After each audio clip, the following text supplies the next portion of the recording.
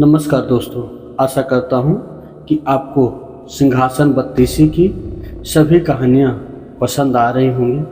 आज सिंहासन बत्तीसी की चौथी पुतली की कहानी यानी काम का लंदा की कहानी को लेकर हाजिर हैं। तो चलिए देर न करते हुए जानते हैं कि राजा भोज को काम का लंदा क्या कहानी सुनाती है विक्रम की। चौथे दिन जैसे ही राजा सिंहासन पर चढ़ने को उद्यतित हुए, पुतली काम का लंदा बोल पड़ी, रुकिए राजन, आप इस सिंहासन पर कैसे बैठ सकते हैं? यह सिंहासन दानवीर राजा विक्रम का है। क्या आप में उनकी तरह विशेष गुण और त्याग की भावना है? राजा ने कहा, हे सुंदरी, तुम भी विक्रम की ऐसी कथा सुनाओ जिससे कि उनकी विलक्षणता का पता चले। पुतली बोली, सुनो राजन। एक दिन राजा विक्रमादित्य दरबार को संबोधित कर रहे थे। तभी किसी ने सूचना दी कि एक ब्राह्मण उनसे मिलने चाहता है। विक्रमादित्य ने कहा, ब्राह्मण को अंदर लाया जाए। विक्रमादित्य ने उसके आने का प्रयोजन पूछा। ब्राह्मण ने कहा कि वह किसी दान की इच्छा से नहीं आया है, बल्कि उन्हें कुछ बताने आया है। उसने बताया कि मानसरोवर में सूर्योदय होते ही एक खंभा प्रकट होता है, जो सूर्य का प्रकाश ज्यों-ज्यों फैलता है वह ऊपर उड़ता चला जाता है, और जब सूर्य की गर्मी अपनी पराकाष्ठा पर होती है तो वह साक्षात सूर्य को स्पर्श करता है। ज्यों-ज्यों सूर्य की गर्मी घटती है, छोटा होता चला जाता है तथा सूर्यास्त होते ही जल में विलीन हो जाता है। विक्रमादित्य के मन में जिज्ञासा हुई कि आखिर वह कौन है। ब्राह्मण ने बताया कि वह भगवान इंद्र का दूत बनकर आया है। देवराज इंद्र का आपके प्रति जो विश्वास है, आपको उसकी रक्षा करनी होगी। आगे उसने कहा कि सूर्य देवता को घमंड है कि समुद्र देवता को छोड़कर पूरे ब्रह्मांड में कोई भी उनकी गर्मी को सहन नहीं कर सकता। देवराज इंद्र उनकी इस बात से सहमत नहीं है। उनका मानना है कि उनकी अनुकंपा प्राप्त मृतलोक का एक राजा सूर्य की गर्मी की परवाह न करके उनके निकट जा सकता है। वह राजा आप हैं।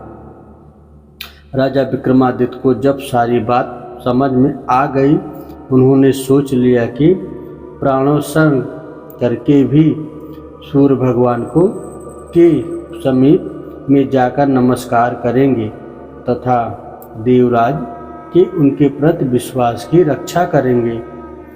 उन्होंने ब्राह्मण को समुचित दान दक्षिणा देकर विदा किया तथा अपनी योजना का कार्य रूप देने का उपाय सोचने लगे। भोर होने पर दूसरे दिन वे अपना राज्य छोड़कर चल पड़े। एकांत में उन्होंने माँ काली द्वारा प्रदत्त दोनों बेतालों का स्मरण किया।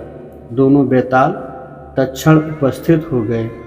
विक्रम को दोनों बेताल ने बताया कि उन्हें उस खंभे के बारे में सब कुछ पता है। दोनों बेताल उन्हें मानसरोवर के तट पर लाए। रात उन्होंने हरियाली से भरी जगह पर काटी और भोर होते ही उस जगह पर नज़र टिका दी जहाँ से खंभा प्रकट होता। सूर्य की किरणों ने जैसे ही मानसरोवर के जल में छुआ, एक खंभा प्रकट हुआ। विक्रमादित्य तुरंत तैरकर उस खंभे तक पहुँचे।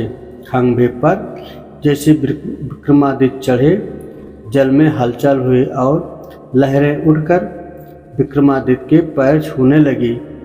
ज्यों-ज्यों सूर्य की गर्मी बढ़ी, खंभा बढ़ता रहा। दोपहर आते आते खंभा सूर्य के बिल्कुल करीब आ गया। तब तक विक्रम का शरीर जलकर बिल्कुल राख हो गया। सूर्य भगवान ने जब खंभे पर एक मानव को जला हुआ पाया तो उन्हें समझते देर नहीं लगी कि विक्रम को छोड़कर कोई दूसरा नहीं होगा। उन्होंने भगवान इंद्र के दावे को बिल्कुल सच पाया।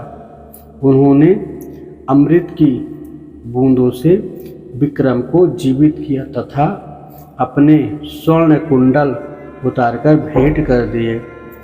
उन कुंडलों की यह विशेषता थी कि कोई भी इच्छित वस्तु वे कभी भी दान कर देते। सूर्यदेव ने अपना रथ अस्ताचल की दिशा में बढ़ाया तो खंभा घटने लगा। सूर्यास्त होते ही खंभा पूरी तरह घट गया और विक्रम जल पर तैरने लगे। तैरकर सरोवर के किनारे आए और दोनों बेतालों का स्मरण किया। बेताल उन्हें फिर उसी जगह लाए जहाँ से उन्हें सरोवर में ले गए थे। विक्रम पैदल अपने महल की दिशा में चल पड़े। कुछ ही दूर पर एक ब्राह्मण मिला जिसने बातों बातों में कुंडल मांग लिए। विक्रम ने बिना एक पल की देरी किए बेहिचक उसे दोनों कुंडल दे दिए।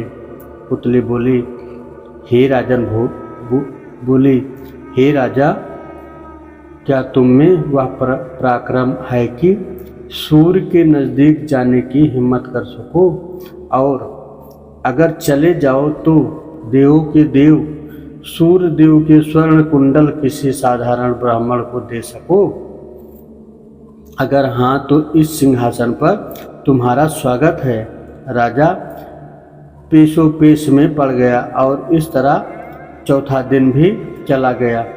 पांचवें दिन पांचवी कुंडली पुतली लीलावती ने सुनाई विक्रम के शौर्य की गाथा। तो दोस्तों, आपको पांचवी कहानी लीलावती की आपको पांचवें एपिसोड में सुनने को मिलेगी।